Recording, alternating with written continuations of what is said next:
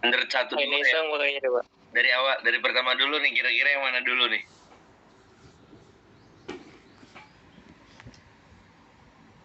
Ada bawa buku putihnya nggak? Ada bawa buku putih nggak? Bawa buku putih. Buku Ada. warna putih. Oke, dibuka buku putihnya. Cari kanan kirinya.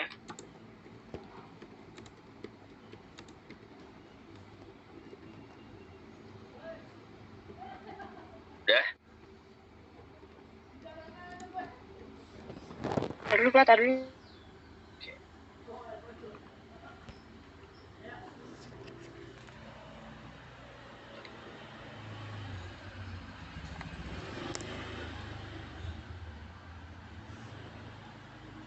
Oke. Di situ kan yang bab pertama itu ada namanya Bronze Age ya? Ya Pak, abad pertengahan. Bener, apa tuh kira-kira Mbak? Apa tuh kira-kira? Baik ke? Aduh, saya lagi. Itu zaman sebelum ada, itu zaman prasejarah kan Pak?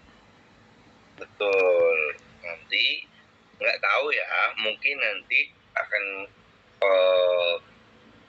ditanyain apa itu Bronze Age, apa ciri-ciri Bronze Age gitu kan. Nggak tahu bakal mana yang jelas. Yang keluar itu adalah yang Bronze Age. Paham? Paham Pak.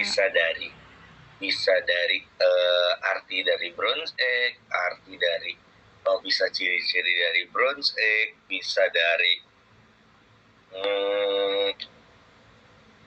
kenapa kayak gini. Yuk. Kenapa di Eropa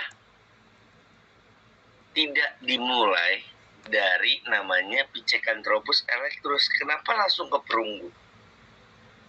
Berarti manusianya udah modern dong ketika sudah masuk perunggu, ya nggak?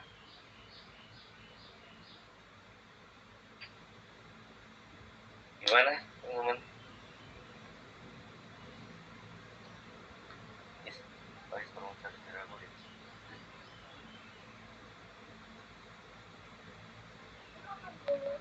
Boleh nggak ya?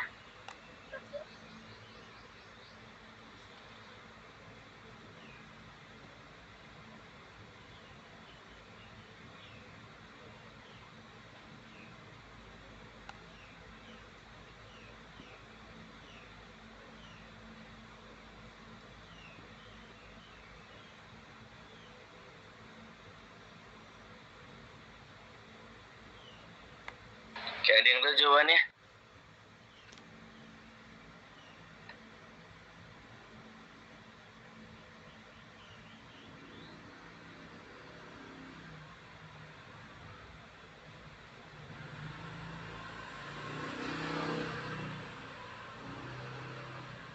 Apa mungkin udah pola pikirnya kali Pak berkembang?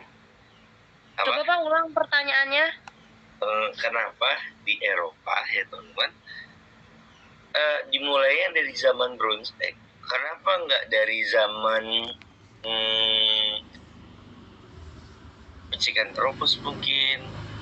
Kalau di dalam Indonesia kan kayak gini ya, ada Pithecanthropus. Gini, di Indonesia itu kan ada Paleolitikum, Neolitikum, Mesolitikum, Megalitikum, baru kan Bronze Age, itu zaman perunggu. Nah, kenapa di Eropa itu nggak ada nggak ada Paleolitikum, Mesolitikum, Neolitikum, Megalitikum? Kenapa langsung ke Bronze Age? Paham nggak pertanyaan saya?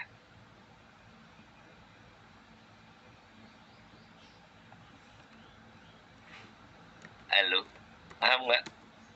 Paham Pak.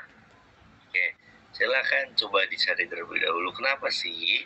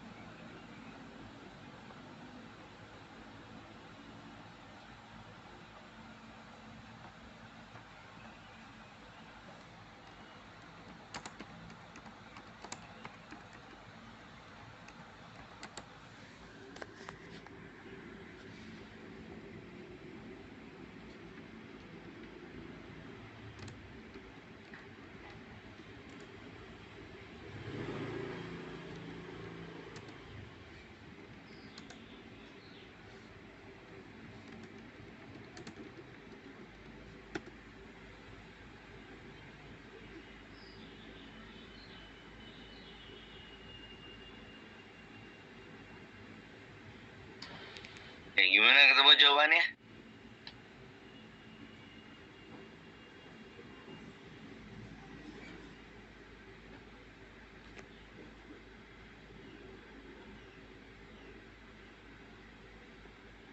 Kalau menurut saya nih Pak, Oke, gimana? Lemes banget, Ar. Ayo sehat-sehat biar bisa ke BBW. jadi itu kan di setiap peradaban dunia itu kan zaman perunggu itu kan beda-beda ya dimulainya. Nah, menurut saya kenapa di Eropa itu dimulai dari Bronze Age? Karena di Bronze Age ini dimulainya mengenal kebudayaan gitu Pak. Mereka mulai bisa menghasilkan kebudayaan kan dari perunggu gitu. Terus mereka tuh udah mulai tatanan kehidupan gitu kan. Di zaman ini udah mulai muncul tuh pikiran-pikiran tentang peradaban maju gitu loh. Menurut saya kayak gitu.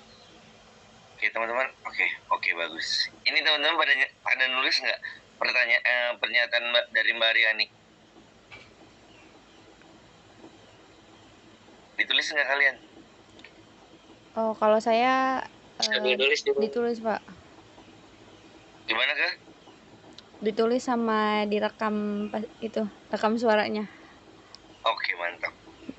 Nah, lalu kalau misalnya emang kayak gitu, teman-teman, yang lainnya dulu ada yang mau menjawab nggak? Perspektifnya, biar banyak teman-teman.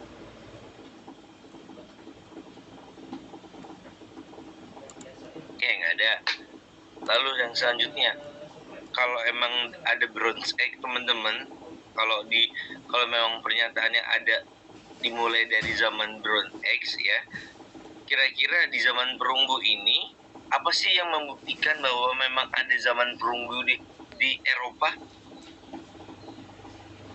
Buktinya apa kalau misalnya di Eropa itu ada zaman perunggu? Mungkin ada peninggalannya kah? Kalau emang ada peninggalannya, apa buktinya?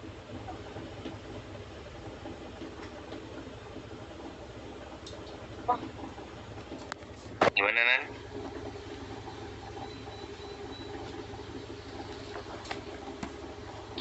Ini pada zaman Bronze Age kan dikenal juga sebagai sumber sejarah peradaban terkenal kan.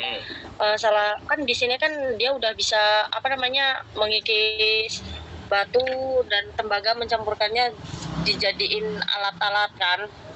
Pokoknya di sini tuh perkembangan seninya udah bagus. Salah satunya itu ada prinsip kerja roda, di mana mereka tuh udah ada pembagian sistem kerjanya loh. Misalnya yang pertama si A menghaluskan besi dan tembaga, tapi tahapnya tahap awal. Terus yang keduanya ada tahap keduanya dan ketiganya gitu. Mereka udah kayak mengenal SOP gitu loh Pak.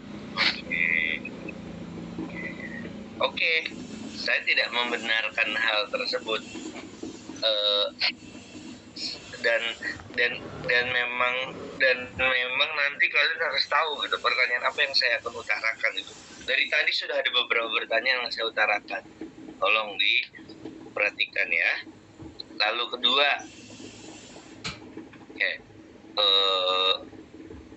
kalian mungkin bisa nanti menonton film 300 lah ya, yang pertama dan yang kedua itu wajib ditonton tanpa terkecuali, karena nanti kalian itu bisa ditanya latar belakangnya. Yang jelas pasti latar belakangnya jelas ya, tapi teman-teman, saya sangat berharap jangan hanya membaca doang dari Google mengenai apa itu perang 300. Tapi kalian benar-benar menonton agar saya tahu, oh ternyata ini cara analisis kamu. Bisa juga saya menanyakan apakah benar-benar anggotanya 300 yang waktu itu pernah Dika omongin ya. Dika waktu itu pernah ngomong apa Dik? Iya Pak, yang 300 lawan ribuan pasukan Persia itu. Nah, apakah benar-benar 300 atau enggak? Kira-kira gimana teman-teman? Kalau saya tanyain kayak gitu, jawaban kamu apa?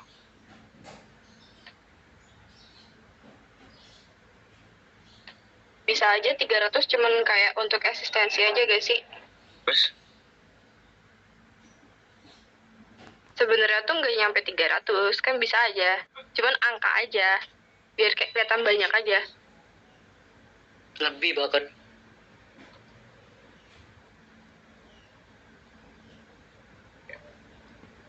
Jadi kayak buat menunjukkan kesuperioran mereka ya, Pak. oke, berarti menunjukkan kesuperioran superior dari orang-orang Sparta. Oke, bisa masuk akal itu. Ntar tolong ditanyain lagi, tolong diskusikan lagi. Lanjutnya udah mulai nih. Oke. Kalau misalkan di Eropa waktu itu kan ada satu pertentangan ya, di mana nanti ada namanya nanti ada tuh ada kaum agamawan ya sama kaum intelektual, ya nggak? Ingat nggak siapa tuh yang kelompok gitu tuh waktu itu yang bahas? Ada agamawan sama ada ilmuwan. Kira-kira mereka akur atau enggak? Enggak dong. Enggak. Nah, kalian bisa menyebutkan atau menjabarkan ciri-cirinya mungkin, atau kenapa dia bisa tidak akur, kenapa bisa terjadinya berantem, kenapa mereka jadi bermusuhan, itu bisa kalian jabarkan teman-teman. Paham? Yang nulis pertanyaan, yang nulis sekarang udah ada berapa pertanyaan kira-kira?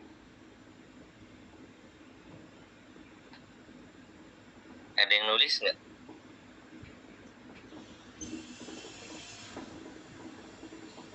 Ada yang nulis nggak? Mbak Ika nggak nulis, Mbak Ika ya? Saya direkam, Pak. Direkam. Diva direkam apa ditulis, Div? Ditulis tapi baru dapat 2. Baru dapat 2. 3, Mbak Nandisa 2.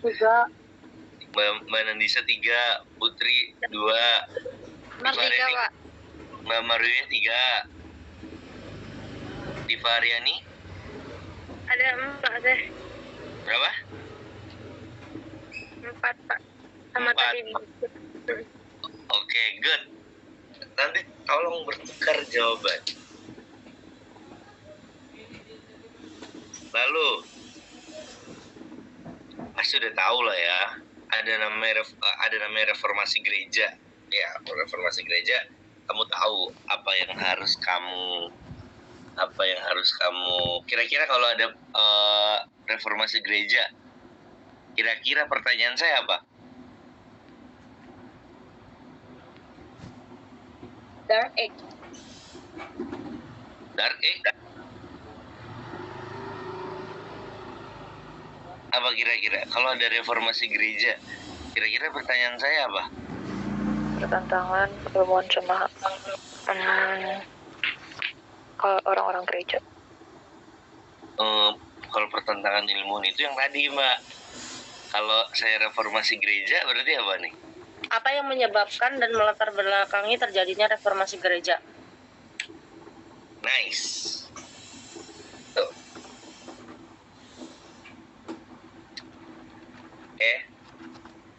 Apa kira-kira yang melatar belakangi, Ar?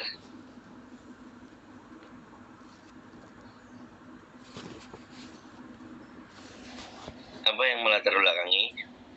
Saya mau nyoba nanya ke siapa ya? Mbak Maria. Halo, Mbak Maria. Halo, Mbak Maria. Iya, Pak. Maaf kalau berisik soalnya lagi dagang. Gak apa-apa, Mbak Maria. Iya, kalau misalkan ada namanya reformasi gereja, reformasi gereja itu apa sih Mbak Maru ya?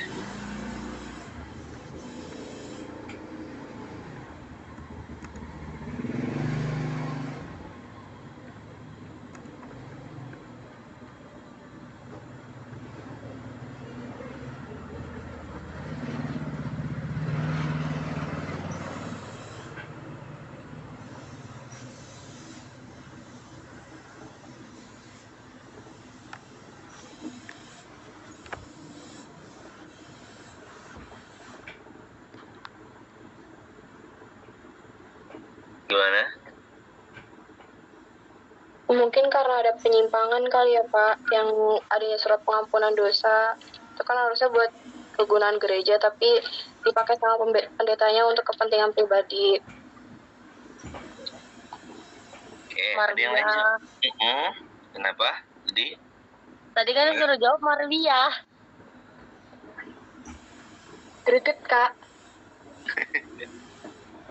Nah, kita tunggu dulu Marwiyah itunya apa opininya.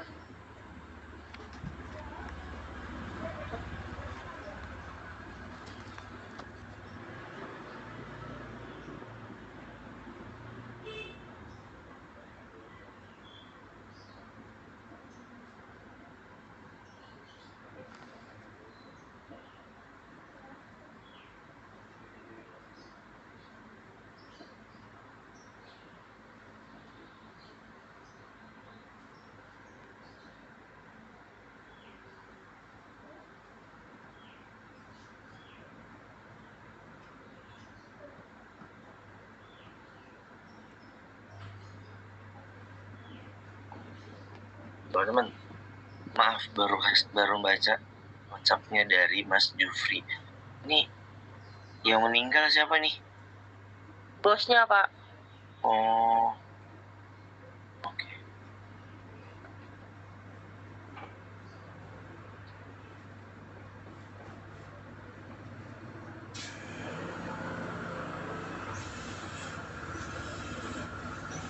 Gimana Maru ya? Bisa menjawab?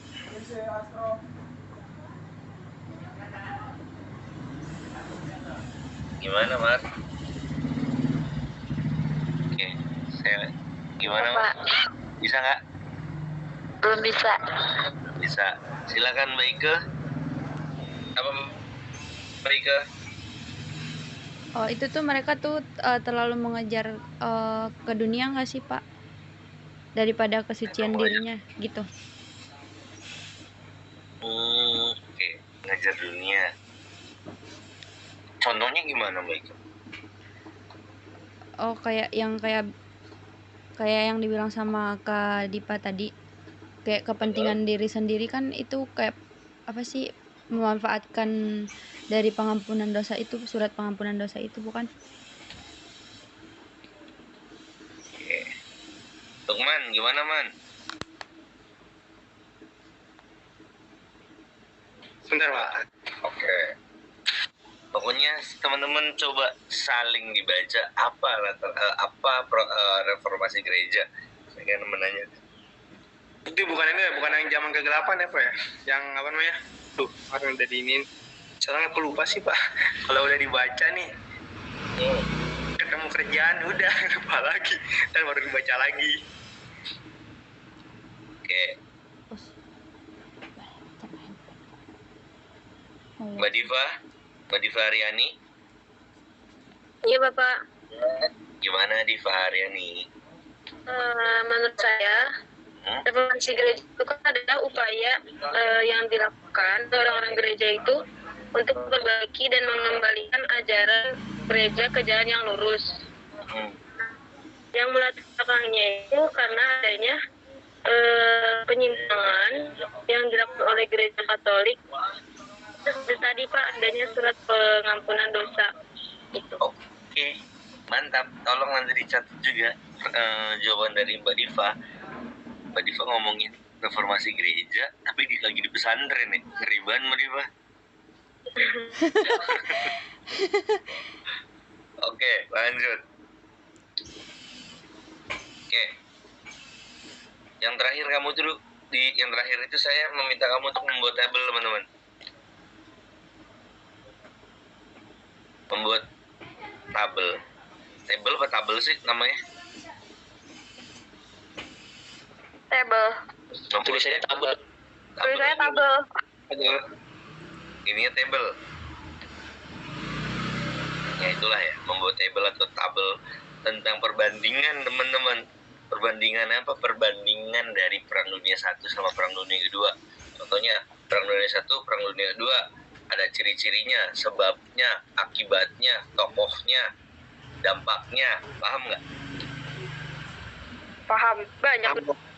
Iya jelas. Yang terakhir itu adalah soal bonus. Biar kalian itu kerjainnya lama. Soalnya lagi Sebab, banyak ciri, nggak keburu tokoh. kalau hari ini. Ya pokoknya yang kamu dapat sebab, ciri, tokoh, akibat, dampak. Pokoknya hal-hal yang kamu dapetin, kira-kira hal-hal menarik misalkan, atau enggak juga peristiwa menarik Perang Dunia 1. Ada enggak Perang Dunia 1 misalkan ciri-ciri yang menarik adanya apa, yang Perang Dunia adanya apa gitu kan. Terus kalau Perang Dunia 1 mungkin disebabkan oleh apa, Perang Dunia Kedua disebabkan oleh apa. Pokoknya kamu cari sesuatu hal yang bisa ada perbandingannya antara Perang Dunia 1 sama Perang Dunia 2. Oke? Ya Pak. Sudah aman? Sudah bisa?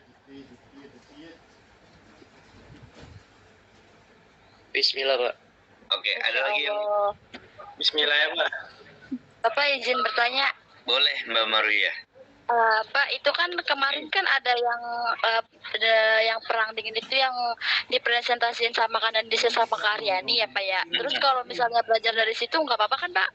Boleh, Kalau boleh dari. hafal gitu. Nanti kalau misalnya jawabannya ada yang sama gimana Pak? Makanya kayak gini Mbak Maria. Iya Pak.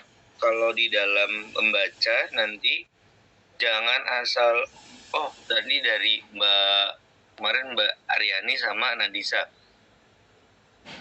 Jangan sampai kalian itu benar-benar membaca terus hanya membaca tapi nggak diparafrase. Ketika sudah membaca, oh yaudah nanti kamu ingat sesuai dengan apa yang kamu pahamin gitu loh. Jadi nggak plek-plekan kamu catat semuanya terus kamu hafalin semuanya sesuai dengan itu, enggak, tapi sesuai sama apa yang kita udah dapet gitu Mbak Maria. Paham ya?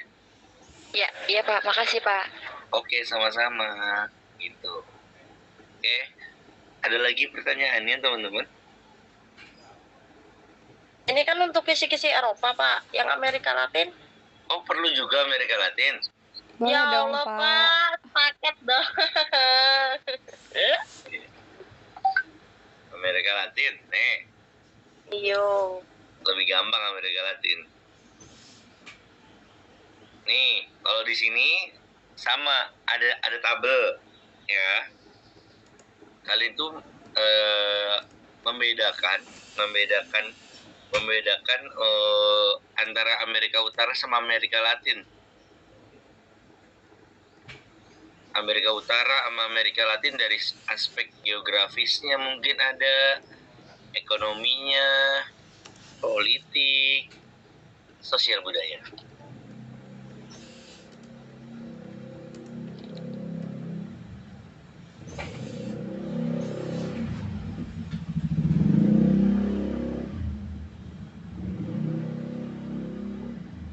Oke. Lanjut. Nah, dulu tuh di apa ya? Kalau nggak salah Dika yang pernah nyebutin bahwa di bukunya Michael Hart ya nggak sih, yang tentang Simon Bolivar. Iya, Pak. Dia kalau kamu nyebutin itu kan ada di peringkat 48 ya. 48 atau 46 gitu pasti lupa. Nah, ya kamu silahkan berargumentasi. Ya kenapa Michael Hart itu menempatkan Bolivar itu ke peringkat 48.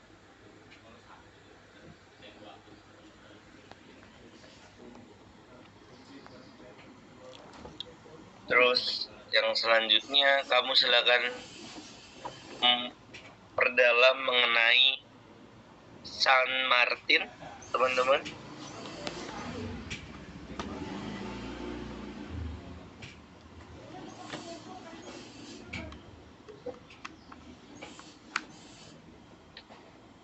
Silakan diuraikan. Jose San Martin ya Pak, yang dari Yes. Argentina.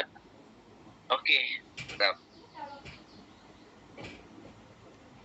Lanjut, keempat ada konsep, nyebut nomor lagi.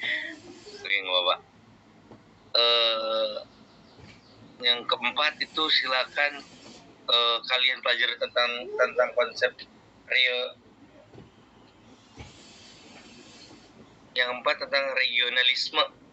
Kemarin Mbak Nandisa tuh tentang yang kemarin Mbak Nandisa jelaskan tentang regionalisme. Oke. Yang keempat regionalisme. Yang kelima. Oke, yang kelima. Saya pengen kalian itu benar-benar menganalisis. Saya ingin kalian itu menganalisis tentang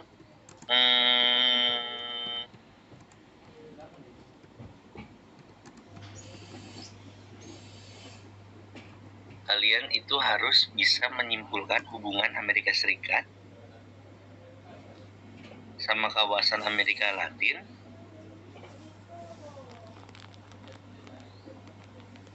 dengan kebijakan Donald Trump.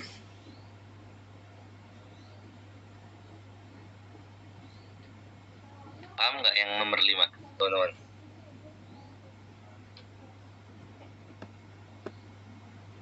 Pak, maaf bisa diulang Pak. Menyimpulkan hubungan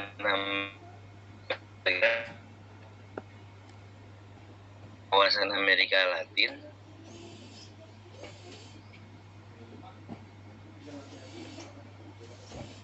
Suaranya keputus-putus, Pak. menyimpulkan hubungan Amerika Serikat dengan kawasan Amerika Latin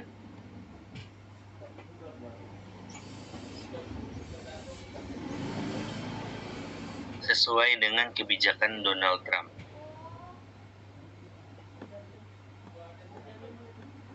Kalau kamu mau search, itu adalah kebijakan Donald Trump terhadap Amerika Latin, gitu aja.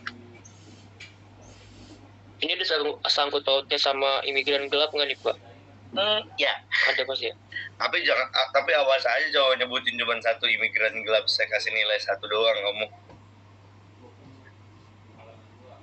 Jangan cuma satu, beberapa.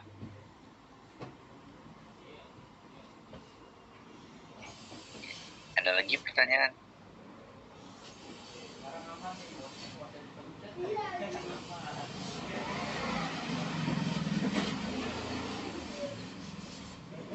Ada lagi pertanyaannya?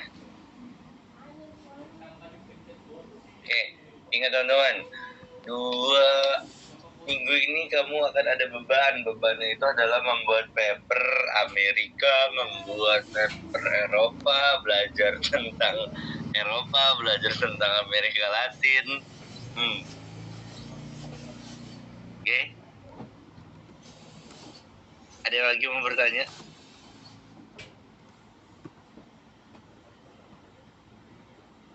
Ada lagi yang mau bertanya kira-kira? Tidak ada. Pak bisa diulangin nggak dari Eropa? Nggak mau. Nggak mau kalau diulangin. Ada lagi?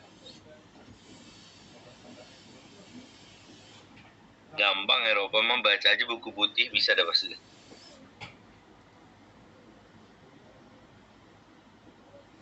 Tidak ada lagi? Nggak ada. Nggak ada. Cukup Pak. Ada di buku putih semua Pak. Apa nih? Emang ada di buku putih semua.